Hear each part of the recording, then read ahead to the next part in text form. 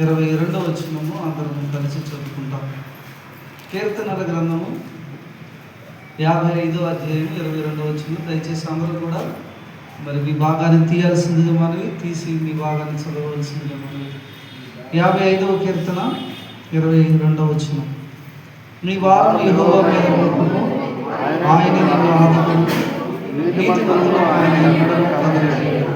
Bible chorus పాట. మన Bible గ్రంథాన్ని పైకెత్తి బైబిల్ పాట. పఠింప శ్రేష్ఠ గ్రంథము బైబిల్, పఠింప శ్రేష్ఠ గ్రంథము బైబిల్, అనుదినము పఠించిన ప్రేమతోడ నడిపెను. ఓ పఠింప శ్రేష్ఠ గ్రంథము Bible. The best book to read is the Bible. The best book to read is the Bible. If you read it every day, it will help you all the way. Oh, the best book to read is the Bible. दुनिया में सबसे प्यारे पुस्तक Bible, दुनिया में सबसे प्यारे पुस्तक बाइबल. पढ़ेंगे उसको रोज, सामने करना कोई ना हो. ओ दुनिया में सबसे प्यारे पुस्तक बाइबल. కీర్తనల గ్రంథము దయచేసి మన భాగాన్ని తీస్తాము. 55వ అధ్యాయం 22వ వచనం. నీ భారము యెహోవా మీద నీ మోపుము, భారము యెహోవా మీద మోపుము, ఆయనే నిన్ను ఆదుకొను. ఆయనే నిన్ను ఆదుకొనును, నీతిమంతులను ఆయన ఎన్నడూను కదలనీయడు. నీతిమంతులను ఆయన ఎన్నడూను కదలనీయడు. కదలనీయడు. ప్రభు యేసుక్రీస్తు వారి నామమున మరి యొక్క కూడికకు రాగలిగిన మీ అందరికీ కూడా, ఈ కుటుంబ వారికి నా ప్రత్యేకమైనటువంటి వందనాలండి. ప్రభు ఈ వాక్య భాగం ద్వారా మనతో మాట్లాడను గాక. చాలా ఫెమిలియర్ వర్డ్. నీ భారము యెహోవా మీద మోపుము. మానవుడు ఎలాంటి లోకంలో జీవిస్తున్నాడంటే బహు దుఃఖకరమైనటువంటి లోకంలో జీవిస్తున్నాడు. అందుకే బైబిల్లో ఇలా రాయబడింది, నరుల కాలము భూమి మీద యుద్ధ కాలం. కాబట్టి ఈ లోకం ఎలాంటిది అంటే ఇది భయంకరమైనటువంటి యుద్ధ ప్రదేశం. అయితే ఈ జీవితం ఎలా ఉంటుందంటే మానవ జీవితము బహు దుఃఖాకరమైనది. అనేక రకాల భారాలు మానవుని జీవితంలో వెంటాడుతూ ఉంటాయి. కొన్ని కనబడే భారాలు ఉంటాయి, కొన్ని కనబడని భారాలు ఉంటాయి. కొన్ని తేలికపాటి భారాలు ఉంటాయి, కొన్ని బరువైన భారాలు ఉంటాయి. కొన్ని భారాలు సులభంగా క్యారీ చేయొచ్చు అనుకుంటాము, కొన్ని భారాలు భరింపశక్యం కానివి. అయితే ఇలాంటి భారాలన్నీ మానవుని జీవితంలో సాధ్యమే, ఉంటాయి కూడా. అందుకే క్రొత్త నిబంధన గ్రంథంలో భారాలు లేవు అని చెప్పవు, కానీ ఆ భారాలను మనం ఎలా జయించగలమో దేవుని వాక్యంలో రాయబడింది. కాబట్టి మానవుడు ఎదుర్కొనే భారాలు ఎలాంటివి? దాదాపు 7 రకాల భారాలు బైబిల్లో మనం చూడవచ్చు. దాంట్లో మొదటి భారం ఏంటంటే చూడండి, యోబు గ్రంథము 7వ అధ్యాయము 20వ వచనం. యోబు గ్రంథము 7వ అధ్యాయము. నేను పాపము చేసి తినా, దానిని కనిపెట్టువాడా, నేను నీ ఎడల ఏమి చేయగలను? కాబట్టి మానవుడు తనకు తానే భారముగా ఉన్నాడు. ఎందుకు ఈ భారం మానవుడికి? మానవుని హృదయంలో ఎలాంటిదంటే, మీరు యాత్రికుని ప్రయాణం అనేటువంటి పుస్తకం కనుక చదివితే, ఆ పుస్తకంలో నాశనపురంలో నుంచి బయలుదేరినటువంటి వ్యక్తి మోక్షపురి చేరుకోవటానికి తన వీపు మీద భయంకరమైన భారం మోపబడింది.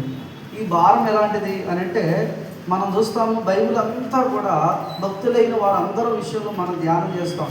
యెషయా గ్రంథంలో మనం చూస్తాం 59వ అధ్యాయంలో, మేమందరమును గువ్వల వలె దుఃఖవరం చేస్తున్నామంటాడు, మేమందరము ఎలుగుబంటుల వలె బొబ్బలు చేస్తున్నామంటాడు. అయితే క్రొత్త నిబంధనలో అపోస్తలుడైన పౌలు అంటాడు, అయ్యో నేనెంత దౌర్భాగ్యుడును, ఇట్టి మరణమునకు లోనకు శరీరము నుండి ఎవడు నన్ను. అంటే మానవుడు దేనితో బాధపడుతున్నాడు? మానవుడు బాధపడేది ఒక రోగంతో అయితే పర్వాలేదు, మానవుడు బాధపడేది ఆర్థికమైనటువంటి పరిస్థితులతో అయితే పర్వాలేదు, కానీ మానవుడు బాధపడేది లేదా భారంగా ఉండేది ఏంటిదంటే పాప భారమే. అందుకే ఇక్కడ మనం యోబు గ్రంథం 7వ అధ్యాయంలో 20వ వచనంలో నాకు నేనే భారంగా, అంటే ఇతరులకు గమనించడం తనకు తానే భారం తెలుసు. అంటే నా గురించి నాకు తెలిసింది వేరు, నా గురించి మీకు తెలిసింది వేరు. అంటే నా గురించి నాకు తెలిసినట్టు మీకు తెలియదు. అదే ప్రతి ఒక్కరి విషయంలో ఇది వాస్తవం. నేనేంటో నాకు తెలుసు, నా స్వభావం ఏంటో నాకు తెలుసు, నా జీవితం ఏంటో తెలుసు. నా జీవితంలో నాకు తెలిసినట్టుగా నా భార్యకు కూడా తెలియదు, నాకు తెలిసినట్టు నా పిల్లలకు తెలిసిన, అంటే నాకు తెలిసిన నేను వేరే, మీకు తెలిసినటువంటి నేను అంటే నాలో ఉన్నటువంటి పాపం అనేది నాకు మాత్రమే తెలుసు. అందుకే ఈ పాపం ఎలాంటిది అని అంటే అది మోయ సఖ్యము కానంత బరువైంది. మీరు చూడండి కీర్తనల గ్రంథం 51 చదివితే అక్కడ కీర్తనాకారుడైన దావీదు బహు బాధపడుతున్నాడు.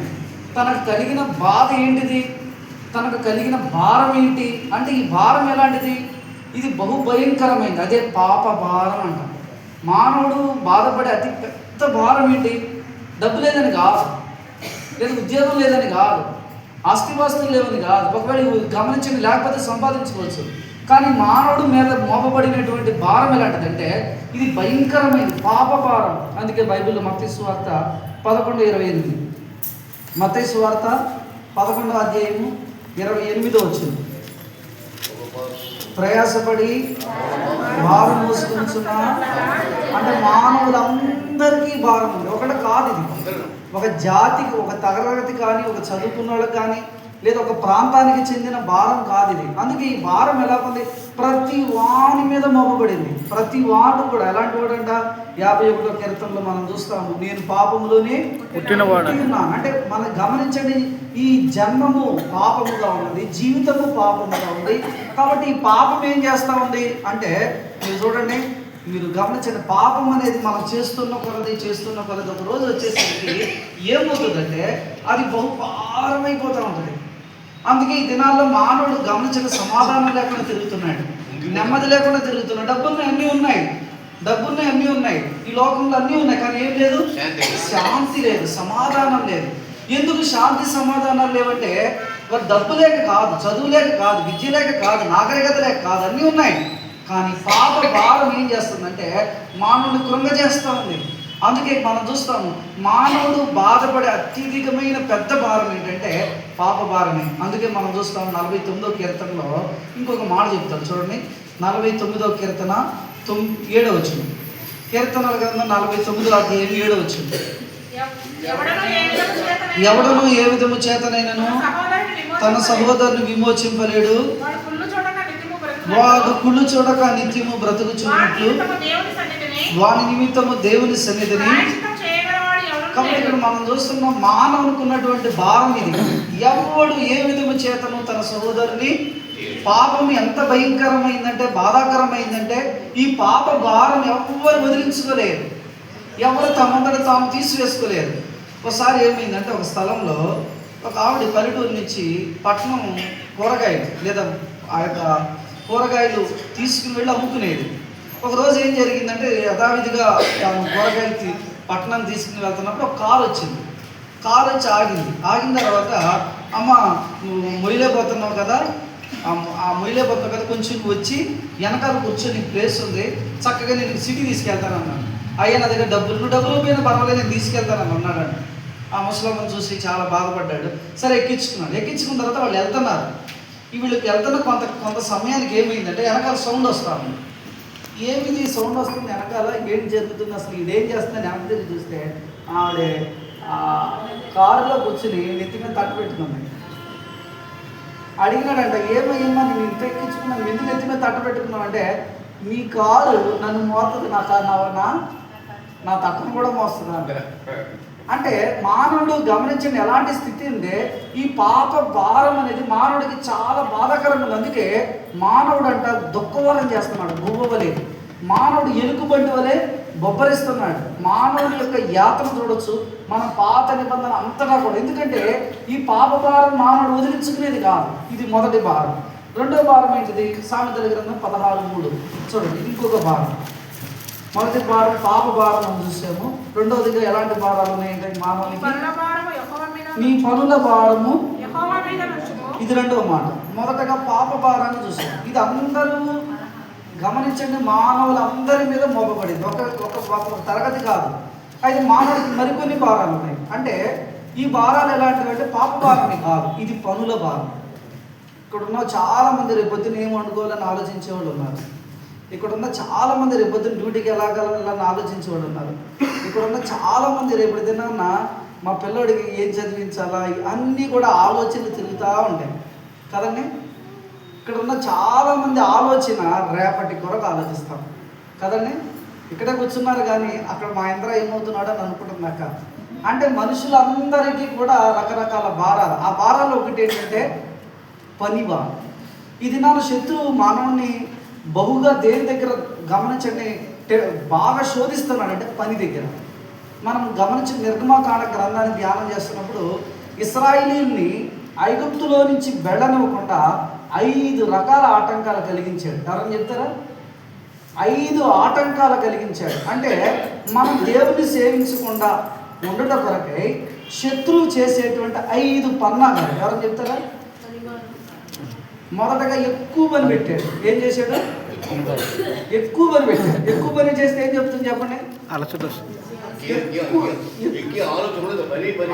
ఇక ఏ ఆలోచన. ఇప్పుడు చూడండి 12 గంటలు డ్యూటీ చేసి వచ్చినాడు ప్రార్థన చేస్తాడా? చేయగలుగుతామా?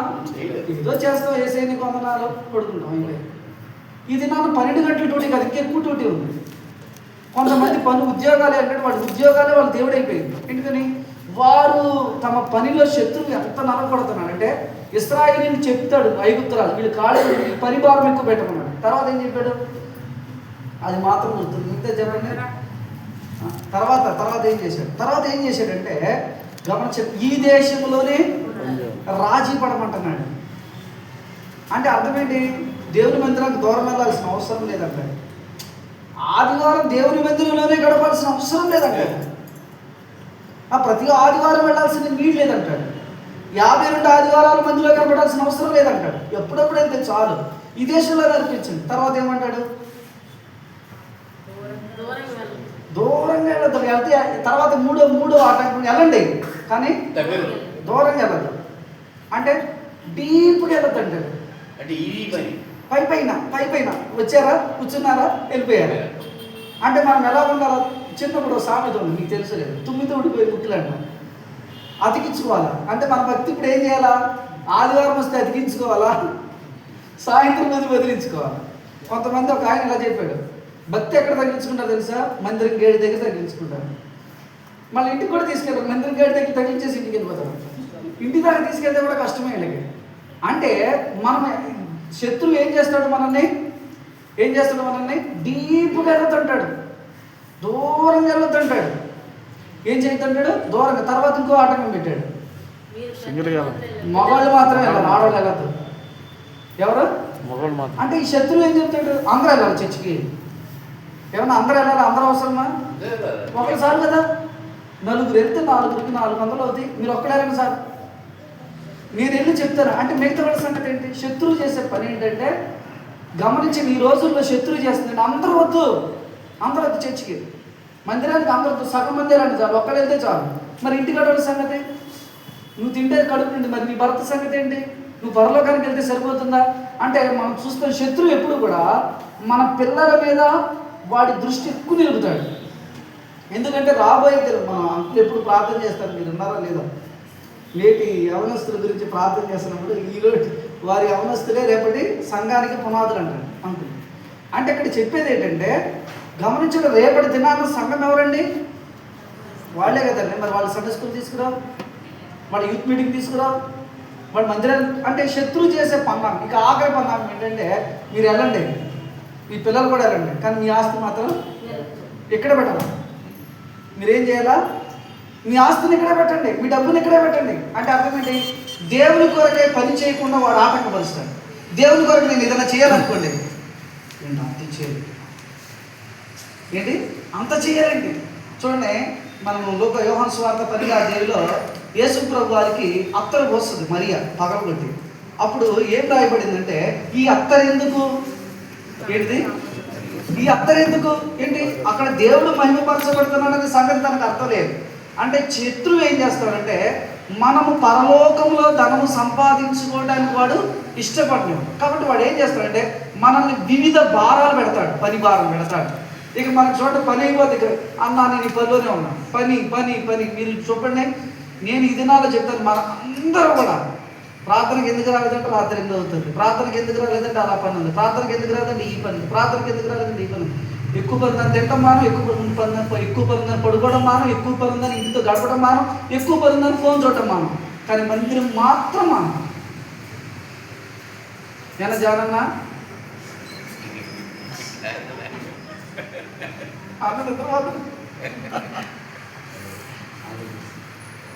కాబట్టి మానవుడి యొక్క గమనించండి, ఏ భారం అది? మొదటి చెప్పండి, పాప భారం. రెండవదిగా పని భారం. 2 కొరింథీయులకు రాసిన పత్రిక 12వ అధ్యాయం 17వ వచనం. కొరింథీయులకు రాసినటువంటి పత్రిక 2 కొరింథీ పత్రిక 12వ అధ్యాయము 7వ వచనం. మీ వద్దకు పంపిన వారిలో మోసపుచ్చి అర్జించుకుంటుమా, మీ వద్దకు వెళ్ళుటకు 12వ అధ్యాయం 7వ వచనం. 2 Corinthians chapter 12 verse 7. నాకు కలిగిన ప్రత్యక్షతలు బహు విశేషముగా ఉన్నందున నేను అత్యధికంగా హెచ్చిపోకుండా నిమిత్తము. ఇక్కడ గమనించింది, పౌలు గారు ఒక ముళ్ళు అన్నాడు. ఇతనికి ఒక భారం ఉంది, ఇతనికి ఒక భారం ఉంది. ఈ భారం అనేది శారీరక భారం. అది మనకు తెలుసు, అతనిలో ఉన్నటువంటి రోగం. ఆ రోగం ఏంటో బైబిల్లో రాయబడలేదు, కానీ బైబిల్ పండితులు చెప్పేటువంటి మాటలను బట్టి అతను కంటి జబ్బుతో బాధపడుతున్నాడు. ఆ భారం కొరకు ఎన్నిసార్లు ప్రార్థన చేశాడంట? ముమ్మారు. మీరు మీ భారాల కొరకే ప్రార్థన చేశారా? నాకు ఈ భారంతో నేను సఫర్ అవుతున్నానని. కాబట్టి ఇక్కడ మనం మొదటగా పాప భారం ఉంది మానవుని జీవితంలో. తర్వాత దానికంటే పని భారం, శత్రుడు మన మీద అనేకమైన ఒత్తిడి పెడుతున్నాడు. ఇక మూడోది శారీరక భారం. ప్రతి వ్యక్తికి ఉంటాయి శారీరక భారాలు. కొంతమందికి గమనించండి, అనారోగ్యపరంగా బాధపడుతూ ఉంటారు. కొంతమంది మానసికంగా శత్రువులతో ఎదుర్కోవడానికి భయపడతారు. కొంతమంది రోగాన్ని బట్టి బాధపడతారు. అంటే ఏదో ఒక ముళ్ళు అనేది మనిషి ప్రతి రక్షింపబడ్డ వ్యక్తులు కొంతమంది జీవితాలు అనుమతిస్తాడు, దేవుడు ఉంచుతాడు. ఇక్కడ పౌలు గారు ఎలాంటి బోధకుడు చెప్పండి మీరు? పౌలు లాంటి వ్యక్తికి రోగం ఏంటంటే ఎంతమందిని స్వస్థపరిచాడండి. పౌలు గారి చేతిగుడ్డ తగ్గి స్వస్థపరచబడ్డాడు. పౌలు గారు మాటలు ఎంతోమందిని స్వస్థపరిచాడు. చనిపోయిన ఐదుకుని లేవనెత్తాడు. అంత పెద్ద పాస్టర్ గారికి రోగం అంటే, అంత పెద్ద పాస్టర్ గారికి రోగం అంటే ఆయన వచ్చి ఏం ప్రార్థన చేసుకో, ఆయన వచ్చి అందరూ ఏమంటారు, ఏమండి ఈ పాస్టర్ గారు పెద్ద పాస్టర్ గారు అంటున్నారు, ఈయనకే ఇన్ని సమస్యలు ఉన్నాయి, ఈయనకే ఇన్ని నోట్లు ఉన్నాయి, ఈయనకే ఇన్ని అక్రతలు ఉన్నాయి, మరి ఈయన మా కొరకు ఏం చెప్పాలి? గమనించండి, అన్నీ ఉండవచ్చు, కానీ తాను ఇతరులకు చేసినప్పుడు ఆశీర్వదింపబడ్డారు. అయితే ఇక్కడ నేను చెప్పేది ఏంటంటే, మనకున్న భారం ఏంటంటే, ఒకటి పాప భారం ఉంది, పనుల భారాలు ఉన్నాయి, తర్వాత శారీరక భారం. అది ఏదైనప్పటికీ కూడా అందరికీ ఇలాగ పౌలు గారు లాంటిదే ఉంటుందని చెప్పడం లేదు. కొంతమందికి భర్త భారం, భార్య భారం, పిల్లల భారం. కాదండి చెప్పండి, పిల్లలు మనకు ఎలా ఉంటారంటే కొన్నిసార్లు చాలా భారం అయిపోతూ ఉంటారు, మనం భరించలేదు. అందుకే ఒకసారి మోషే అన్నాడు, నేనే కట్టానా, వీళ్ళందరినీ నేనే కన్నానా, నాకు ఈ భారం నేను వద్దంటాడు. అంటే కొన్నిసార్లు మనకి పిల్లలు భారం అవుతూ ఉంటారు. తల్లిదండ్రులు కొన్నిసార్లు అనుకుంటే వీళ్ళు భారం అవుతున్నారు అనుకుంటారు. అంటే ప్రతి వ్యక్తికి ఇదే భారం ఉంటుందని చెప్పను, కానీ మనం అందరము కూడా ఏదో ఒక భారాన్ని బట్టి కృంగిపోయే వారమే. తర్వాత చూడండి, 2వ రాజుల గ్రంథం 19వ అధ్యాయం మొదటి వచ్చింది అనుకుంటా. కొంతమంది ఈ భారంతో బాధపడతారు. 2వ రాజుల క్షమించండి, మొదటి రాజుల గ్రంథం 19వ అధ్యాయం. 1 Kings chapter 19. ఏలియా చేసినదంతయును అతను ఖడ్గము రెండు నుంచి చదవండి. యెజెబెలు ఒక దూత చేత ఏలియాకు ఈ వర్తమానం పంపించెను, రేపు ఈ వేళకు నేను ప్రాణమును ఒకని ప్రాణములే చేరినలా దేవుడు నాకు గొప్ప అపాయం కలగజేయును గాక. కాబట్టి ఇక్కడ మనకు తెలుసు, గొప్ప ప్రవక్త ఎవరు? బైబిల్లో ఇలాంటి ప్రవక్తను మనం చూడలేము. ఎందుకంటే సజీవుడుగా మరణం చూడకుండా వెళ్ళిపోయినాడు. ఎంతటి రోషం అంటే, నా మాట ప్రకారం గాక ఈ సంవత్సరాలలో ఎవరంటే చెప్తారు? దేవుడు చెప్పాడంటే ఇలాగో ఈ సంవత్సరం వర్షం పడతానని చెప్పట్లే, అక్కడ నా మాట ప్రకారం కాక అన్నాడు. అంటే ఎంత ధైర్యం, ఎంత విశ్వాసము. అంత మాత్రమే కాదు, గమనించండి, అదే యెరూషలేములో, అదే షోమ్రోను పట్టణంలో పిలుస్తాడు సవాలు. 400 మంది బయలు ప్రవక్తలు వస్తారు, ప్రార్థన చేయండి మీ దేవుణ్ణి. అలాంటి సవాలు విసిరి 400 మంది బయలు ప్రవక్తలను చంపినటువంటి ఈ వ్యక్తి ఒక్క మాట అంటది ఎలిజబెత్, రేపు ఈ సమయానికి వారిలో కనబడలేదు. కనబడలేడు. ఎక్కడున్నాడంటే ఎక్కడ అడవిలోకి ఎక్కడికో వెళ్ళిపోయాడు. బద్రీ వృక్షం అంత మట్టుకు చాలు. అంటే ఈ భారం ఏంటిది? ఒకటి పాప భారం ఉంది, రెండవదిగా పని భారం ఉంది, మూడవదిగా నిరాశ యొక్క భారం. ఎందుకు ఇతనికి నిరాశ వచ్చింది చెప్పమంటారా? ఇంత మట్టుకు చాలు అని ఎందుకు అన్నాడు? ఎందుకు చాలు అన్నాడు తెలుసు? 3 సంవత్సరాలు కరువు వచ్చింది కదా. 3 సంవత్సరాల కరువు వచ్చిన తర్వాత యెజబెల్ మారిందండి, అహాబ్ మారాడండి. ఏమనుకోవాలా? ఏమయ్యా ఇంతకాలం సేవ చేస్తున్నాను నేను, ఇక్కడ ఇంతకాలం పరిచయం చేస్తున్నాను, ఈవిడే మారలేదు, నా మాట లేదు. నేను ఇంత మారలేనప్పుడు ఇక నేను ఎందుకు సేవ చేస్తే ఏంటి ప్రభు అని నన్ను తీసుకొచ్చి చాలే, ఇంకా నేను ఎంత చేసినా ఇంతే, మారలేదు వీళ్ళు. అంటే ఈ నిరాశ ఏం చేసిందంటే ఒక ప్రార్థన చేసింది, ప్రభు ఇంత మట్టుకు. మనం కూడా చాలాసార్లు ఇలాంటి భారాలు అంటాం, నిరాశ యొక్క భారం. నిరాశ అనేది అన్నిటికంటే పెద్ద భారం, గుర్తుపెట్టుకోండి. ఇది మనల్ని ఏం చేస్తుందంటే కృంగ చేస్తుంది. చిన్న ప్రార్థన వెంటనే మనకి యోన అన్నలో, మనం అందరం యోన తమ్ముళ్ళు. ఏ తగిలినా సరే చచ్చిపోతారు, నీకు చావే మేలు అంటాం. ఏదైనా సరే దెబ్బ తగిలితే దీనికన్నా సస్తం మేలు కదా అంటాం, ఉద్యోగం రాకపోతే సస్తం మేలు కదా అంటాం, అన్నం దొరకపోతే సస్తం మేలు కదా అంటాం, కొంచెం ఎండ ఎక్కితే సస్తం మేలు కదా, చలి ఎక్కువ అంటాం. అంటే మనకున్నటువంటి బాధ ఏంటంటే మనం అందరం ఏంటంటే ప్రతి చిన్న దానికి నిరుత్సాహానికి గురవుతాం, నిరాశకు గురవుతాం. ఇది ఎలాంటి తెలుసంటే నిరాశ అనేది పెద్ద బాధ. ఇంకొకటి చూపిస్తాను చూడండి, ఇంకొక మాట చూపించి ముందుకు వెళ్తాం. ఇంకొకటి ఇప్పుడు మొదటగా ఏమేమి చూసి చెప్పండి. మొదటగా పాపభారం ఉంది, పని భారం ఉంది, శారీరక భారం ఉంది, నిరాశ భారం ఉంది. తర్వాత చూడండి యోహాను సువార్త 11:28. యోహాను సువార్త 11వ అధ్యాయము 28వ వచనం. యోహాను సువార్త 11:28. ఆమె ఈ మాట చెప్పి వెళ్ళి బోధకుడు వచ్చి పిలుచుచున్నాడని తన సహోదరి అయిన మరియాను మనకు బాగా తెలిసిన సందర్భం. యోహాను సువార్తలో లాజరు చనిపోయినాడు, యేసు ప్రభు రాలా. యేసు ప్రభు ఏం చేశాడు? రాలా. 4 రోజుల తర్వాత చనిపోయిన తర్వాత వచ్చాడు. సావు మీటింగ్కి రమ్మంటే ఇంకేంటండి అయినా మెమోరియల్ సర్వీస్కి రాకుండా ఆదరణ కొడుకు వచ్చాడు. ఈయన ఇదేంటంటే కష్టంలో ఉన్నప్పుడు ఆదరించడానికి రాకుండా వచ్చాడు 4 రోజులు. అందుకే మార్త వెళ్ళింది కానీ మరి ఎందుకు వెళ్ళలేదు? కోపం. వర్తమానం ఇన్ని రోజులంటే మా దగ్గర వచ్చింది కదా, ఇన్ని రోజులు పెట్టామండి ఆయనకి రోజులు. ఆయనతో పాటు 12 మంది, వాళ్ళతో 12 మంది సరిపోతా? 70 మంది శిష్యులు, వాళ్ళతో పాటు 70 మందినా? ఊరోళ్ళందరూ వస్తారు. ఊరోళ్ళందరూ ఒక గ్లాస్ నీళ్ళు తాగిన 8 మంది కాబట్టి చెప్పండి మీరు. వచ్చిన వాళ్ళందరూ ఇప్పుడు చూడండి, ఒక గ్లాసు నీళ్ళు తాగిన వచ్చిన వాళ్ళు వెంటనే వెళ్ళిపోతారా? వచ్చిన వాళ్ళందరూ వెళ్ళిపోతారక్క. అప్పుడు వదలరా. నీకు యేసుప్రభు వదలడం, వాళ్ళు వదలడం. యేసుప్రభు ఏమో చెప్పకుండా వదలడం, వాళ్ళేమో తినకుండా వదలడం. మీకు అర్థమైంది నేను చెప్పింది? అంటే అంతమందికి మేము భోజనం పెట్టి నీళ్ళు ఇచ్చి 120 టీలు పెట్టి బిస్కెట్లు ఇస్తే మా తమ్ముడు ఒక తమ్ముడు చచ్చిపోతే రాలేదు. కనీసం చివరి చూపుగానే వస్తే బాగుండేది కదా. నేను రాను, నువ్వేళ్ళు. అప్పుడు మరీని వచ్చి రహస్యంగా ఈ భారం ఏంటి తెలుసండి? జీవితంలో నష్టం కలిగినప్పుడు వచ్చేటువంటి భారం. మనం కొన్నిసార్లు ఎలా ఉంటామంటే దేవుని మీద అలుగుతూ ఉంటాం. ఏదైనా నష్టం వచ్చింది అనుకోండి, ఏం చేస్తాం మనం? ఉద్యోగం రాకపోతే 4 రోజులు మందిరానికి రా అంటే పాస్ అవ్వకపోతే రా అంటే జీవితంలో ఏ కష్టం వచ్చినా కూడా మనం చేసే మొదటి పని ఏంటంటే ఆ నష్టం తాలూకా ప్రభావం యేసుప్రభు మీద చూపిద్దాం అనుకున్నాం.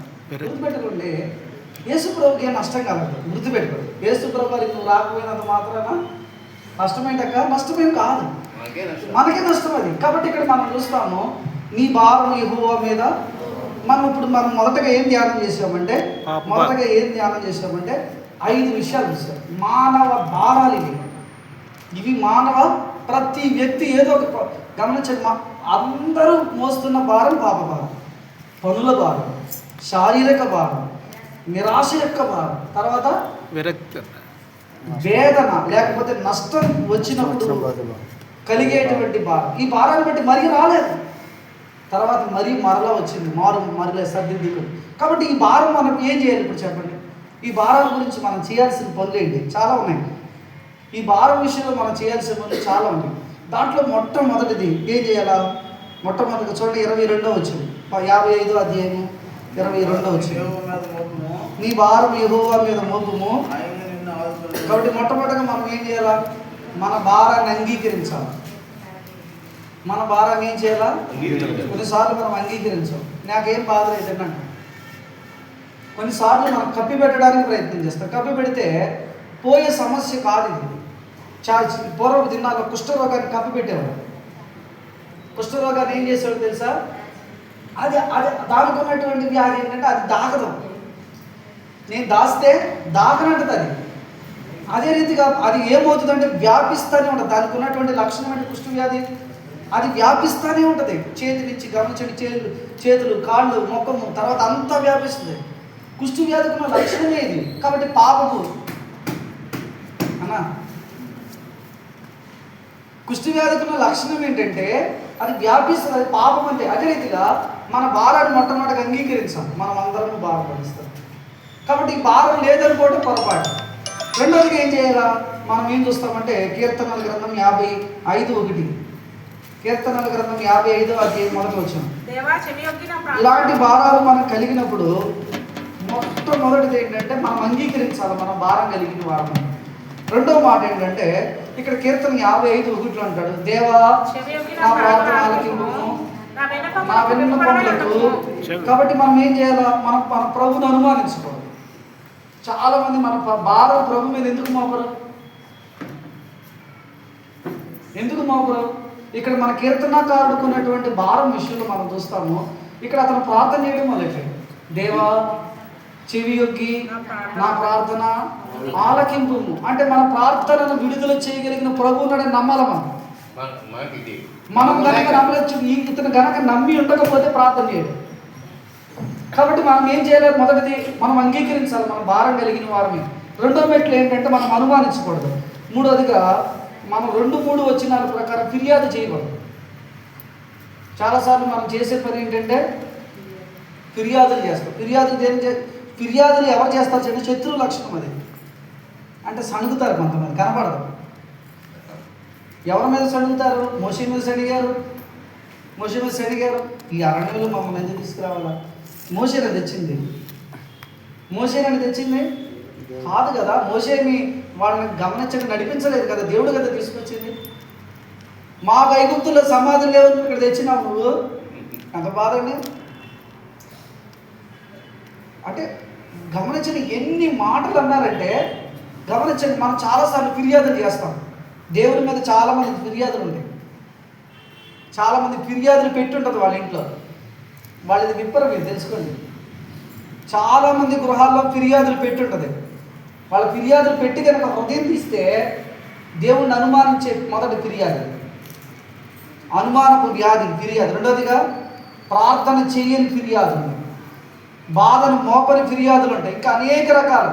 అంటే వాక్యాన్ని నమ్మరు వాళ్ళు. నువ్వు ఎప్పుడైతే ఫిర్యాదులు చేస్తావో నీ భారం నుంచి నువ్వు బయటికి రాలేదు. అది ఇంకా కూరుకుపోతావు. ఫిర్యాదులు కలిగినటువంటి కుటుంబము ఎప్పటికీ భారంలోంచి బయటికి రాలేదు. నాలుగోదిగా ఏం చేయాలా? నిరాశపడకూడదు. ఇప్పుడు ఫిర్యాదు ఉంది, మనకు సమస్య ఉంది. ఇప్పుడు ఏలియా భారం ఉందండి. ఏలియా భారాన్ని దేవుని మీద వేస్తే సరిపోయాయి. కానీ అతను ఏం చేయడం మొదలెట్టాడు? సాధారణ పరిస్థితి ఏంటంటే మానవుడు ఆ భారాన్ని తానే మొయ్యాలనుకుంటాడు. మానవుడికి ఉన్నటువంటి చెడ్డ లక్షణం ఏంటంటే మనమందరికి ఉన్నటువంటి ఒక చెడ్డ గుణం ఏంటి తెలుసండి? నా భారాన్ని నేనే మోస్తాను అనుకుంటాను. నీ భారాన్ని మొయ్యలేరు. ఎవ్వరు కూడా మన భారాన్ని మనము మొయ్యలేము. కాబట్టి మనం ఏం చేయాలి? గమనించండి, దాని కొరకై నిరాశపడతాం. మనం ఏం మొయ్యాలనుకుంటాం. అప్పుడు ఏమవుతుంది? నీ భారాన్ని నువ్వే మొయ్యాలనుకుంటే నువ్వు నిరాశ గురవుతుంది. మనం ఏం చేయలేము. ఇంకా గమనించండి, నిరాశ అనేది ప్రపంచంలో అన్నిటికంటే పెద్ద వ్యాధి. నువ్వు నిరాశపడ్డావు, అంత నిరాశే. చూడండి, ఇశ్రాయేలీలు నిరాశపడ్డ మనం చూస్తాం. ఆ ఐగుప్తులో నుంచి వచ్చిన తర్వాత ప్రతి దానికి కూడా నిరాశపడ్డారు. అంటే సంతృప్తి లేదు వాళ్ళకి. అంటే నా ప్రభు ఉన్నాడు అనేటువంటి ధైర్యం లేదు. అందుకే ఈరోజు ఉదయకాలం కూడా చెప్పాను, మత్తయి సువార్త 6వ అధ్యాయం గమనించండి. ఒక 2 పక్షులు ఉన్నాయంట, 2 చెట్టు మీద కూర్చున్నాయంట. చెట్టు మీద కూర్చొని మాట్లాడుకుంటున్నాయండి. ఈ మనుషులు ఏంటి ఇలా ఉన్నారు, వీళ్ళకి కృతజ్ఞత ఉండదు, ఎవరు నవ్వరు, ఎవరు చూసిన దిగులుగా ఉంటారు, వీళ్ళకి సంతోషం ఉండదు, కీచులాడుకుంటారు, ఒకళ్ళ మీద ఒకళ్ళు కొట్టుకుంటారు. ఎందుకు ఇలాంటి గుణంతో వీళ్ళు ఉన్నారంటే పక్కన పక్షాన్నట మనకున్నట్లు వారికి పరలోక తండ్రి లేడేమో. అంటే గమనించిన వాటికి ఉన్నటువంటి ఆ ఫెయిత్ మనకి లేదు. కాబట్టి మనం ఏం చేస్తాము, నిరాశపడతాం. చివరగా ఈ భారాన్ని మనం తప్పించుకోలేం. గుర్తుపెట్టుకో, యోనాకి దేవుడు ఒక మాట చెప్పాడు, సువార్త ప్రకటించమని. అతను ఏమనుకున్నాడంటే ఏం చేసినాడు, ఎక్కడి నుంచి ఎక్కడికి వెళ్ళి నిలిపే నుంచి క్షమించాడు, తర్షీషుకు పారిపోవాలనుకున్నాడు. తర్షీష్ అంటే వ్యాపార కేంద్రం. ప్రభు వెళ్ళమంది ఏమో నినివే, వెళ్ళమంది ఎక్కడ వెళ్తుంది, ఎక్కడికి మనమంతే. దేవుడు మనం చెప్పేది ఒకటి, మనం చేయమని కోరింది ఒకటి, మన ఎడల ఉద్దేశం ఒకటి, మనం చేసేది ఒకటి. తర్వాత ఏరియా దగ్గర కూడా అన్నాడు, ఏరియా ఎక్కడ నువ్వేమి, ఇక్కడ నీవేమి. అంటే అర్థం ఏంటి, నువ్వు తప్పించుకోవాలనుకోదు. చాలాసార్లు మనం ఏమనుకుంటాం, ఎస్కేప్, దీని నుంచి బయటికి వెళ్ళి నువ్వు ఎస్కేప్ కాలేవు, తప్పించుకోలేవు. ఎందుకంటే నువ్వు ఎక్కడున్నా ఈ భారం నేను మోదిస్తుంది. మరి తర్వాత ఏం చేయాలి కాబట్టి మనం ఏం చేయాలా, మరి ఈ భారం విషయంలో మనం చేయాల్సిన 3 పనులు. మొదట చూడండి కీర్తన 55వ అధ్యాయం 22వ వచనం. నీ భారం యెహోవా మీద మోపుము. కాబట్టి మనం మొట్టమొదటిగా చేయాల్సిన పని ఏంటంటే, మొదటగా మనకున్న భారాలు చూసుకోవాలి. తెలుస్తావా, ఫోన్ చేస్తున్నారా? మొదటగా మనకున్న భారాలు చూసారు. చెప్పండి, 5 రకాల భారాలు. పాప భారము, పనుల భారము,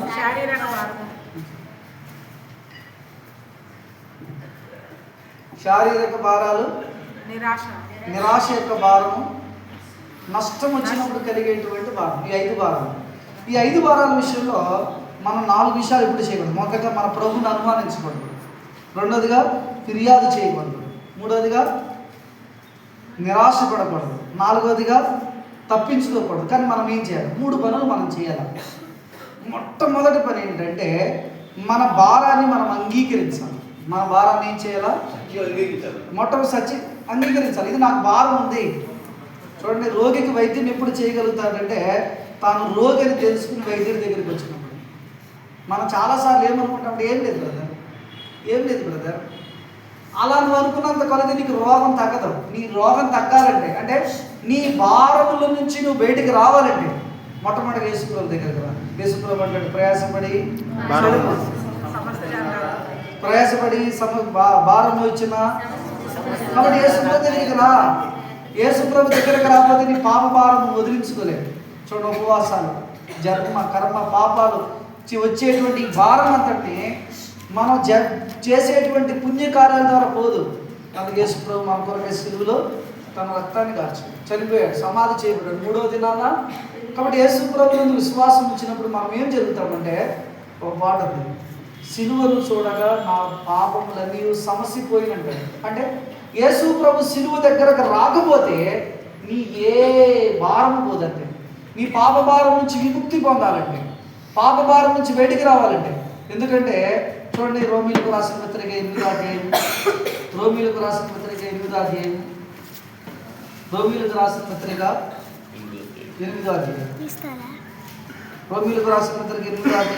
3వ వచనం.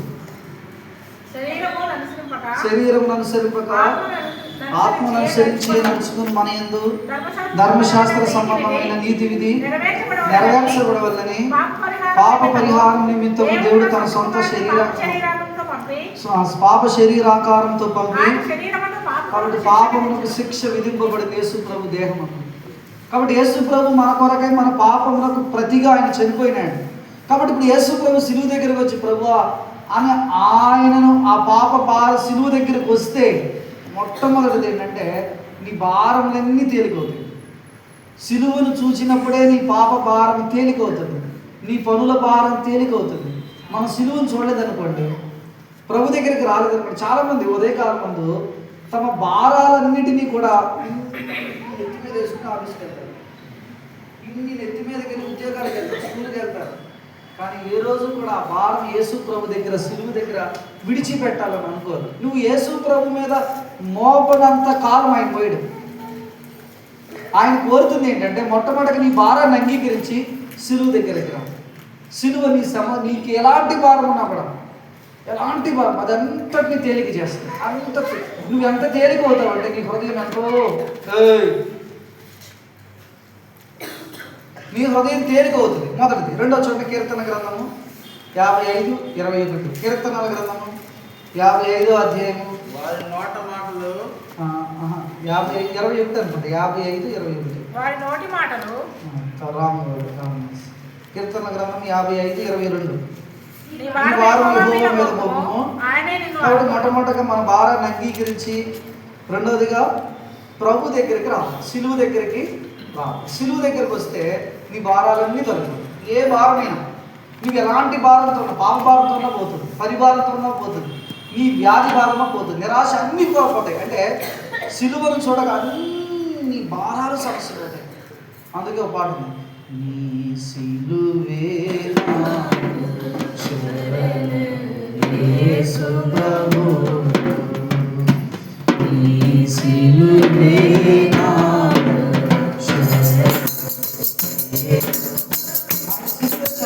ఆయన సిలువు దగ్గరకు వస్తే ఆ భారాలన్నీ సమస్యపోతాయి. మొదటిది. రెండోదిగా కీర్తన 55:22 నీ భారం యెహోవా మీద, సిలువు దగ్గరికి రావటమే కాదు, రెండో పని నీ భారం యెహోవా మీద. అంటే మన ప్రభు చూడండి, మీరు రైల్వే స్టేషన్ కానీ మన బస్ స్టాండ్కి దగ్గర అక్కడ కూలీ ఉంటాడు. కూలీ ఉంటారని కూలీకి మాట్లాడకుండా ఆ లగేజ్ అంతా ఆయనకి ఇస్తాం. ఇక తర్వాత మనం దాని బాధ్యత వహించాల్సిన అవసరం లేదు. అంటే ఒక కూలీ వాని మీద మనం ఎలా మోపుతాము, ఇప్పుడు మన ప్రభు మీద మన భారాలన్నీ మోపాలి. చాలామంది మోపరు, వాళ్ళే మోస్తారు. వాళ్ళు ఏం చేస్తారు, జీవితకాలం. అందుకే వారికి సంతోషం ఉండదు, గుర్తుపెట్టుకోండి. అందుకే వారు సంతోషం ఉండదు. ఎందుకు సంతోషం ఉండదు? జీవితంలో ఆనందం ఎందుకు కనబడదు? ఎందుకంటే వారు ఏం చేయట్లేదు, వాళ్ళే మోసుకుంటున్నారు. నీ భారాన్ని మోసినంత కాలం కూడా నువ్వు సంతోషాన్ని అనుభవించలేదు. అందుకే ఈ దినాన్ని చాలామంది విశ్వాసులు ఎలా ఉంటారంటే, ఎంత డల్లుగా ఉంటారంటే, ఆరాధన పాట పాడండి డల్లుగా ఉంటారు, ఆరాధన చేయండి డల్లుగా ఉంటారు, బలవర్తమానం పాడండి డల్లుగా ఉంటారు. కానీ సినిమా హాల్లో గంతులేస్తారు మామూలుగా. నిజమిది. అంటే ఈ రోజుల్లో ఎలా ఉన్నామంటే, దేవుని సన్నిధిలో గమనించిన సంతోషం లేదు. ఎందుకు మనం సంతోషం అంటే, మన భారాలు ఏం చేస్తుంది తెలుసా, మనమే మోస్తున్నాం. మన ప్రభు మన భారాలు మోసేవాడు. అయితే మనం చేయాల్సిన పని ఏంటంటే, చూడండి, మనకి చిన్న బాధ, రోగం, ప్రభు నీవే ఉన్నాం, ఈ ప్రభు నేను మొయ్యలేను. ఒకసారి ఏమైందంటే, గత వారం చెప్పినాను, ఈ ఒకసారి బండి మీద వెళ్తున్నప్పుడు అక్కడ డీమార్ట్ దాటిన తర్వాత సొంత దగ్గర ఆగిపోయింది. పైన వర్షం పడుతుంది, బండి ఎంత కొట్టినా స్టార్ట్ అవుతుంది. నేను చాలా దుఃఖపడిపోయాను. అప్పుడు బండి పక్కన పెట్టేసి కూర్చొని, ప్రభు అయితే నేను మొయ్యలేను ప్రభు, నేను చేయలేను, నీ బండితో నా వల్ల కాదు అని నేను ప్రార్థన చేసుకుని కూర్చునిపోయాను అక్కడ. అప్పుడు అక్కడ ఒక వ్యక్తి నాడు ఏమైంది బాబు అంటే, జస్ట్ అక్కడ ఏం చేశాడంటే చిన్నగా టైట్ చేసి బిగించాడు, స్టార్ట్ అయింది. మన భారాన్ని ప్రభు ఎప్పుడు మోస్తాడంటే, నేను మొయ్యలేను, ఇక నేను మొయ్యలేను, నువ్వు మొయ్య, ఇంకా అంతే. ఎప్పుడైతే నీ భారం ఆయన మీద వేస్తావో, మొదటగా సిలువు దగ్గరికి రావాలి. సిలువు దగ్గరికి వస్తే నీ భారం అంతా సమస్య పోతుంది. రెండోదిగా సిలువు దగ్గరికి రావటమే కాదు, ఆయన మీద వేయాలి. వేసిన ఒక ఇంకొకటి చేయాలి. ఏం చేయాలగా ప్రార్థన చేయాలి, ఆయనకు వదిలేయాలి. మీకు అర్థమైంది నేను చెప్పింది, వదిలేయాలి. ఆయనకంటే అర్థం ఏంటి, ఒక పని ఆయనకు కూర్చొని ఆయనకు అప్పగించాం, మళ్ళీ మాటికి వెళ్ళి నా భారం ఎలా ఉందో చూసుకుని రావాలి. అప్పుడప్పుడు మనం వెళ్ళొస్తాం, ఈరోజు వేస్తాం, మళ్ళీ రేపు మామూలుగా మళ్ళీ చూసేస్తాం, చూడంగానే ఎంత కనపడింది, మళ్ళీ మామూలు మళ్ళీ వేస్తాం, మళ్ళీ చూస్తాం, మళ్ళీ వేస్తాం. అలా కాదు, వేయండి ప్రభుకి అప్పగించండి అంతే. నీ భారాన్ని ప్రభు మీద వేయటమే కాదు, ఇక ప్రభు కుదరదు, నీకు నీది కాదు ఆ భారం. అప్పుడు ప్రభు ఏం చేస్తాడంటే నీ భారాలకు చికిత్స చేస్తాడు. నీ భారాలకు ఏం చేస్తాడంటే చికిత్స చేస్తాడు. తర్వాత నీ భారాలు మోస్తాడు. అందుకే చూడండి మత్తయి సువార్త 11వ అధ్యాయము, మాథ్యూ గాస్పెల్ చాప్టర్ 11, మత్తయి సువార్త 11వ అధ్యాయము, మత్తయి సువార్త 11వ అధ్యాయము 29వ వచనం.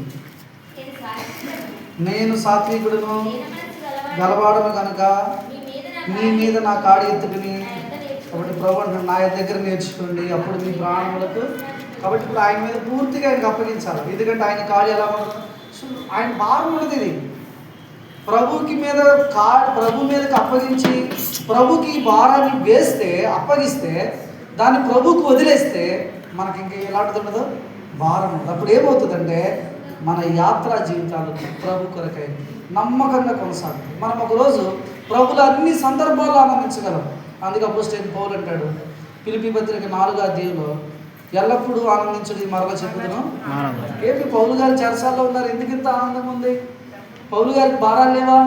పౌలు గారికి రోగం ఉంది, భారమే. కళ్ళు కనపడడం భారమే. చెరసాల్లో ఉన్నాడు, భారమే.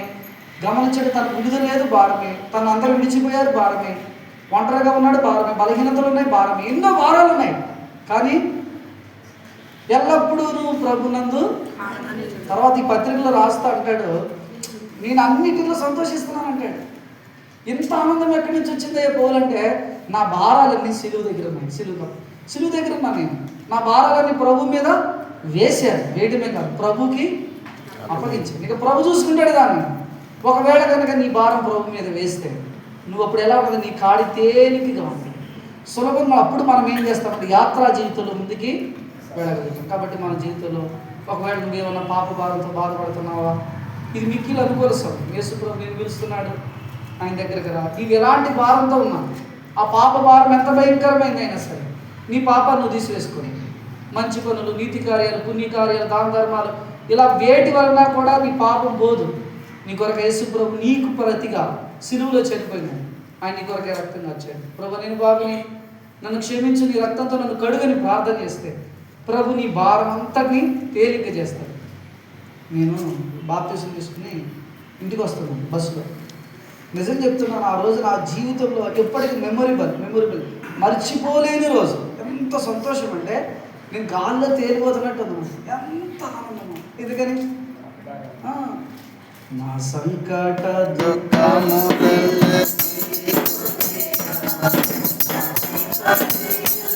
సంతోషంతో ఉంటాం, ఆనందంతో ఉంటాం, నిజమైన ఆనందం వస్తుంది. కాబట్టి నా జీవితంలో ఆ సంతోషాన్ని పొంది ఉన్నాను. కాబట్టి మనం రక్షింపబడ్డాం. మన విషయంలో నీకు పని భారం ఉందా, నిరాశతో బాధపడుతున్నావా, నష్టాన్ని బట్టి బాధపడుతున్నావా, శారీరక బాధలు ఉన్నాయా, నీకు ఏ భారాలు ఉన్నా సరే 3 పనులు చేయి. మొట్టమొదటిగా నీ భారాన్ని అంగీకరించు, రెండోది సిలువ దగ్గరికి రా, మూడోదిగా ఆయన మీద వేయి, నాలుగోదిగా ఆయనకు వదిలేయి. ఆయన చూసుకుంటాడు. ఇంకా ఆయన చూసుకుంటాడు అంటే గమనించి నీ భారాలన్నీ ఆయన చూసుకుంటాడు. ఎందుకంటే ఐగుప్తుల నుంచి తీసుకొచ్చిన తర్వాత ఆయన చూసుకుంటాడండి, చూసుకుంటాడు, అన్నీ చూసుకున్నాడు ఆయన, నిన్ను కూడా చూసుకుంటాడు. ఆ రీతిగా మనం ఉండడానికి ప్రభు సహాయపడుతుంటాడు.